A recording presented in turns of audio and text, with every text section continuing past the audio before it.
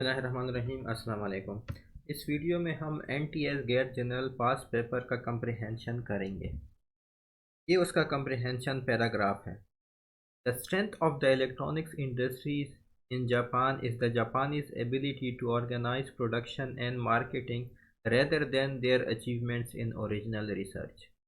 अच्छा, जो कंप्रिहेंशन का सबसे पहला सेंटेंस होता है वो सबसे ज़्यादा क्रिटिकल होता है, क्योंकि वो आपको बताता है कि आने वाला पैराग्राफ किस चीज़ के बारे में है।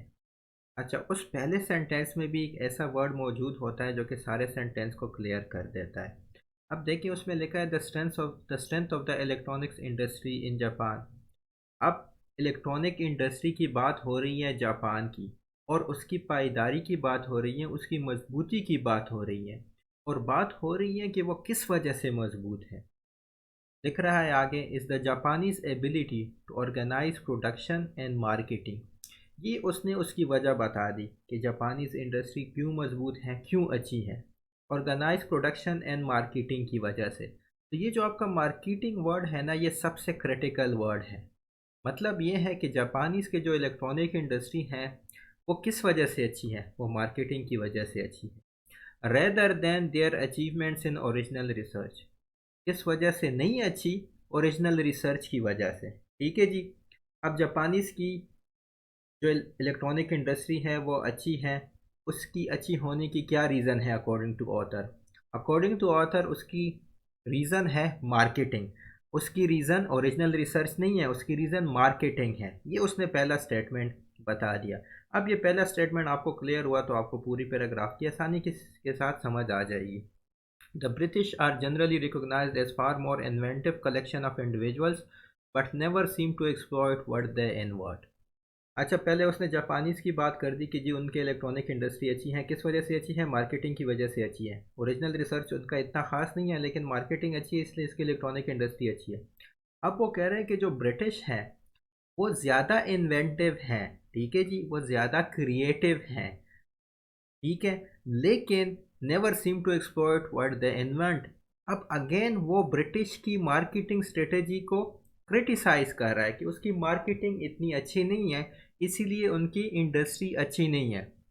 जापानीज़ की इंडस्ट्री क्यों अच्छी है? मार्केटिंग की वजह से। ठीक है, उनका ओरिजिनल रिसर्च नहीं है, मतलब वो इतना इन्वेंटिव नहीं है, इतने क्रिएटिव नहीं है।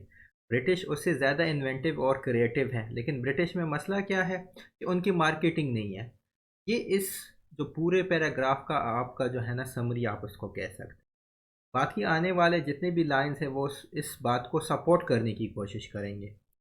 ठीक है, देयर आर मेनी एग्जांपल्स। देखिए, वो एग्जांपल देने पे उतर आया। From the TSRZ hovercraft high speed train and Sinclair scooter to the Trump BSN motor motorcycle will all prove this said rule.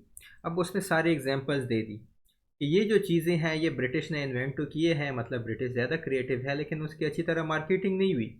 Marketing नहीं हुई, इसलिए ये जो इंडस्ट्री है वो फ्लॉप हो गई। उसने उसकी एग्जांपल्स दे दी हैं। स्टेट रूल का मतलब है कि ब्रिटिश की इंडस्ट्री क्यों अच्छी नहीं है, ब्रिटिश क्यों इंडस्ट्री में फेलियर उनको मिला है। किस वजह से मिला है? मार्केटिंग की वजह से। अच्छा, आगे वो उस बात को सपोर्ट कर रहा है, the Japanese were able to explore their strengths in marketing and development. ठीक है जी, वही मार्केटिंग दोबारा बात आ गई। वही उसने दोबारा जो पहले लाइन में उसने बात कही थी ना, उसने दोबारा कह दी कि जी जो है ना जापानीज़ की मार्केटिंग अच्छी है, मार्केटिंग एफिशिएंसी अच्छी है, वो डेवलपमेंट में अच्छे हैं। ठीक है, इन्वेंटिव नहीं है लेकिन डेवलपमेंट में अच्छे हैं। Many years ago, their success was at first either not understood in the West or was dismissed as something which could have been produced only at their low price. They were sold because they were cheap copies of the other people ideas churned out of a workhouse which was dedicated to hard grain above all else. ठीक है, ये जो last line है अगर आपको इसकी समझ ना भी आई हो, आपने इस पैराग्राफ पे काबू पा लिया है। ठीक है, क्या कहा है पैराग्राफ में कि जापानीज़ की इलेक्ट्रॉनिक इंडस्ट्री या जापानीज़ इंडस्ट्री अच्छी है। किस वजह से अच्छी है? मार्केटिंग स्ट्रेटेजी की वजह से। जापानीज़ इतना इन्वेंटिव नहीं है, क्रिएटिव नहीं है। ब्रिटिश ज़्यादा इन्वेंटिव है, ज़्यादा क्रिएटिव है, लेकिन उनकी कोई मार्केटिंग नहीं होती, इसलिए वो उनकी इंडस्ट्री इतनी अच्छी नहीं है। अब क्वेश्चंस पे आते हैं। हमने पैराग्राफ को समझ लिया, क्वेश्चंस पे आते हैं। It is evident from the passage that strength of the countries industries depend on. देखें, ओरिजिनल रिसर्च तो नहीं हो सकता, क्योंकि उसने पहले लाइन में ओरिजिनल रिसर्च को डिनाई कर दिया कि ओरिजिनल रिसर्च जापानीज़ की नहीं है लेकिन उसकी इंडस्ट्री अच्छी है, ठीक है। इंटरनेशनल कॉरपोरेशन, इसका कोई जिक्र नहीं आया। इलेक्ट्रॉनिक डेवलपमेंट का भी जिक्र नहीं आया, ठीक है। जिक्र डेडिकेटेड वर्कफोर्स का है। जब आपके पास डेडिकेटेड वर्कफोर्स होगा तभी जाके आपकी डेवलपमेंट होगी, तभी जाके आप अच्छी तरह मार्केटिंग कर पाएंगे। तो इसका आंसर आपके पास ही हो गया। The said rule mentioned in the passage refers to. अच्छा, मैंने कहा ना, ये जो सेड रूल है ये आपको एग्जांपल्स दे रहा है। ये इसने एग्जांपल दे दी उसका सेड रूल का है। सेड रूल क्या का है? वो ब्रिटिश के फेलियर की बात कर रहा था कि ब्रिटिश की इंडस्ट्री अच्छी नहीं है।